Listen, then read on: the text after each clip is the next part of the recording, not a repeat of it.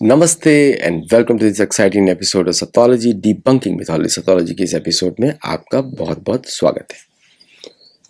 तो राजा राजचोल, चोल डायनेस्टी के सबसे बड़े लीडर, और मैंने तो आपको बात किया चोल का वर्णन महाभारत में भी आता है, चोल राजाओं का वर्णन। तो बहुत ही प्राचीन परंपरा है राजाओं की, और इन्होंने धर्म की स्थापना पूरे साउथ ईस्ट एशिया में करी, क्योंकि महाभारत के जो नक्शे थे उस तरफ ही थे, तो इन्होंने पुराने नक्शों को ही फॉलो किया। और अभी रिसेंटली INS कौंडिन्य से संजीव सान्याल जी ने स्थापित भी किया कि सिली हुई बोट्स जो गुजरात में बनती हैं, और उस तरह की बोट से भी कितने लंबे डिस्टेंस पे लोग जाते थे, और जिस बोट से वो गए वो तो छोटी बोट थी, उसकी तिगुनी चौगनी मतलब 150 फीट 300 फीट ऐसे करके बड़ी बड़ी बोट्स बनती थी पहले ट्रेड के लिए, और उसमें सिर्फ भारत के उसमें योगदान रहता था। और वो बोट्स बड़ी अच्छी चलती हैं, दे आर लाइट, और बिना किसी मशीन के चल रही हैं, हवा के से चल रही हैं। तो चोल महाराज उन्हीं उस तरह की बोट्स का प्रयोग करते थे जो आप सोचते हैं मलाक्का स्ट्रेट पे आज है। मलाक्का स्ट्रेट पे तो भारतीय नेवी चोल राजाओं का कब्जा पहले से है। पूरा सिंगापुर भी उन्हीं की वजह से बना हुआ है। सिंगापुर, मलेशिया, इंडोनेशिया, ये सब में जो धन था वो भारत से ही जाता था। चीन भी, ओके, चीन ने फिर कॉपी किया, चीन हमेशा कॉपी करता है। चीन ने वापस कॉपी किया, उससे भी बड़ी बोट्स बनाई बाद में, है ना। 600 फीट की भी बोट्स देखी गई हैं चीन की। तो इस तरह भारत का चलता था। उन्होंने ही बनाया भद्रीश्वर बृहदीश्वर टेम्पल जो बना हुआ है, उसको कभी राजा राजेश्वर टेम्पल बोलते हैं थंजावुर में, जो कि it's an example of construction. तो ये हम बात कर रहे हैं 10वीं शताब्दी की, और 10वीं शताब्दी में कि लास्ट पार्ट में 10वीं 11वीं शताब्दी में, और उनका पुराना नाम था अरुलमोझी वर्मन, और उन्होंने जो समुद्री रास्ते से बहुत बड़ा साम्राज्य बनाया जो पूरा साउथ ईस्ट एशिया को कंट्रोल करता था। देखिए मैंने आपको बताया कैसे सेनाओं के माध्यम से सनातन धर्म फैलता है। वो वहीं पे गए जहां पे पहले महाभारत की सेना, भीम की सेनाएं जाती थी। भीम के क्षेत्र है पूरा, वो पूरा भीम का क्षेत्र है, और हर जगह महादेव की पूजा हो रही है, क्योंकि भीम महादेव के वायुपुत्र हैं लेकिन महादेव के उपासक है। पूरा क्षेत्र उनका है। तो उन्होंने पांड्या, चेर, चालुक्य, ये तो छोटे छोटे ये जो है पुराने, ये भी हमारे पुराने पांड्य राजा महाभारत में भी हैं, बाद में चालुक्य आए, और श्रीलंका, मालदीव, लक्षद्वीप, और उन्होंने हर जगह गवर्नेंस स्थापित करी मंदिरों के माध्यम से, और उन्होंने बड़े बड़े मंदिर भी बनाए। तो उनका एक और मंदिर भी है ब्रह्मदेशम उत्तर कैलाश तिरुवाड़ी में, और फिर वैद्यनाथ मंदिर तिरुमलवाड़ी, और उन्होंने पूरी जगह, और उन्होंने साथ में तमिल हमारी भाषा है, महर्षि अगस्त्य की भाषा है, आप सबको सीखनी चाहिए, और महर्षि अगस्त्य ने बनाई है। अगस्त्य ऋषि वही है जिन्होंने भगवान राम को संस्कृत में जो है आदित्य हृदय स्तोत्र की सुनाया था, वही उन्होंने सुनाया था, महर्षि अगस्त्य। महर्षि अगस्त्य वही है जो समुद्र पी गए थे। तो महर्षि अगस्त्य की ही भाषा तमिल है। तो थोड़ा चेंजेस है ताकि रावण न समझ पाए ब्राह्मणों को संस्कृत में बोलने के लिए, तो उन्होंने तमिल भाषा बनाई ब्राह्मणों को बचाने के लिए। ओके, आज उसी तमिल भाषा में ब्राह्मणों को गाली भी दी जाती है, विच इज टोटली रॉन्ग, कभी नहीं देनी चाहिए।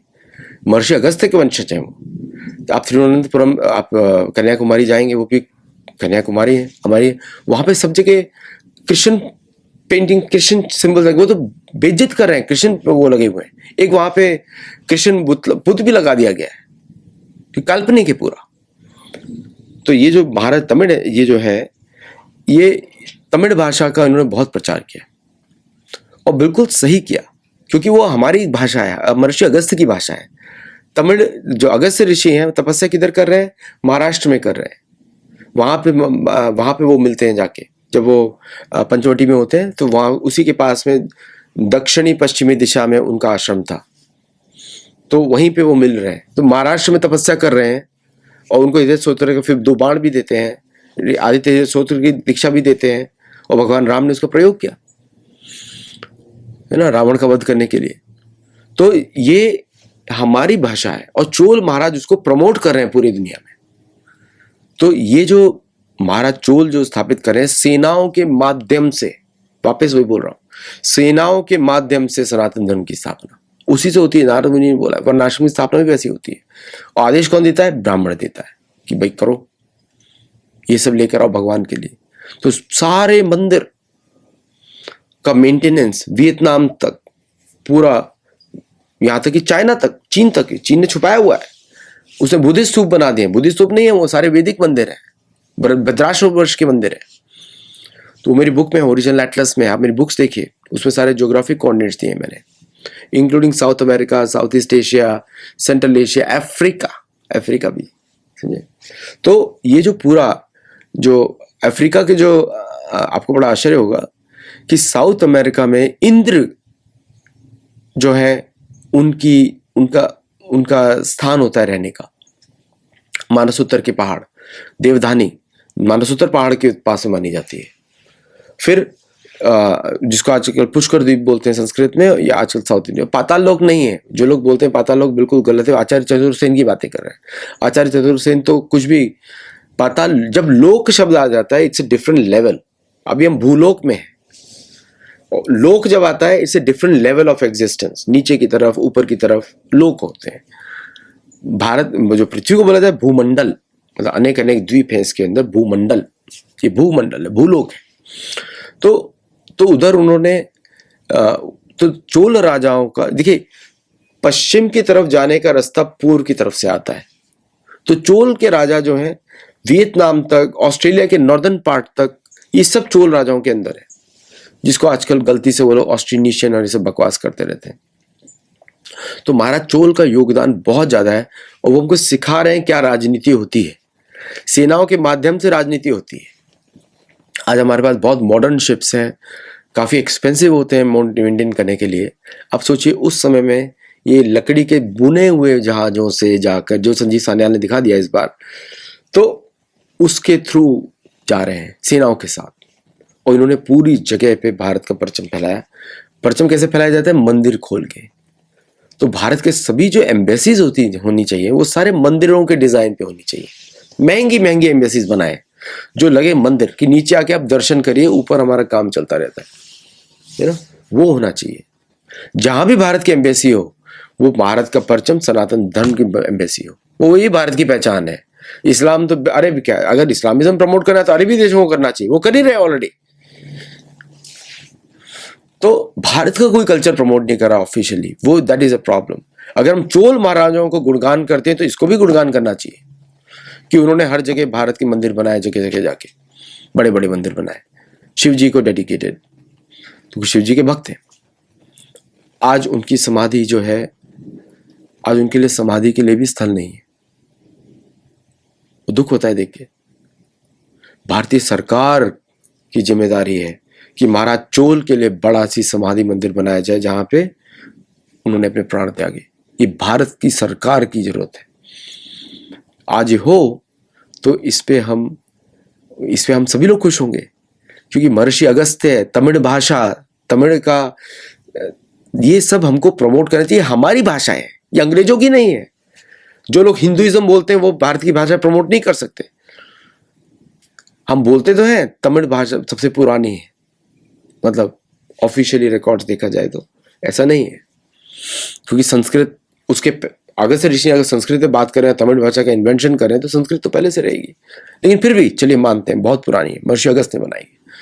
तो तमिल भाषा का प्रमोशन महाराज चोल की संस्कृति से होगा, महाराज चोल के इतिहास से होगा, और वो तो पूरी दुनिया में हमारा परचम फैल जाएगा। चीन का इन्फ्लुएंस रहेगा ही नहीं यहाँ पे। सिर्फ हमारे पास वो दायित्व है, किसी और के पास नहीं है मैंडेट। किसी और, ना चीन के पास है, ना अमेरिका के पास है, किसी के पास नहीं है। ये सिर्फ हमारे पास वो मैंडेट है कि हम धर्म के लिए चोल महाराज की संस्कृति को वापस बढ़ाएं सभी देशों में। सिंगापुरियंस को मालूम है कि उनका शहर कैसे बना हुआ है, महाराज चोल के जबरदस्त की वजह से बना हुआ है। पपुआ गिनिया जो भी इलीगल ऑक्यूपेशन है ब्रिटिश का, ऑस्ट्रेलिया, और फिर उन्होंने जो पपुआ न्यू गिनिया बनाया हुआ है, वो इंडोनेशियन को आधा पार्ट उन्होंने ले लिया है, एक रिवर के चारों के साइड में। संस्कृति को बर्बाद कर रहे हैं। न्यूजीलैंड माओरी के देश है, उनका जीन्स हमारे से मिलता है, लेकिन हमने कभी क्लेम ही नहीं किया। तो इस तरह की जो कायरता वाली कॉलोनियल मानसिकता होती है उसको छोड़ना पड़ेगा और अपने असली इतिहास को हमको अपनाना पड़ेगा। और वो यही है महाराज चोल का डायनेस्टी। और यही पॉलिसी, फॉरेन पॉलिसी होनी चाहिए, सेनाओं के माध्यम से मंदिर स्थापित हो। बात तो इसी तरह से हो रही है।